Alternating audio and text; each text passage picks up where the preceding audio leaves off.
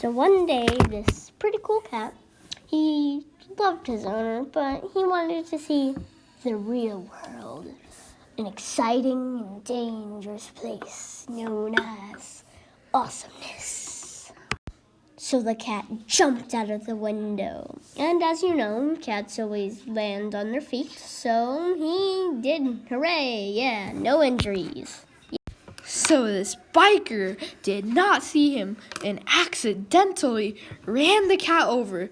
But don't worry, no cats were harmed in the making of this 5-card flickr. So of course we cannot show a biker running over a cat, so this is a totally accurate representation of what actually happened. So this spoon-nosed girl and her spoon-nosed mother went out and saw this cat. Apparently, it wasn't dead, so they did everything in their power to save it. And they did, and they kept it. And they all lived happily ever after. The end.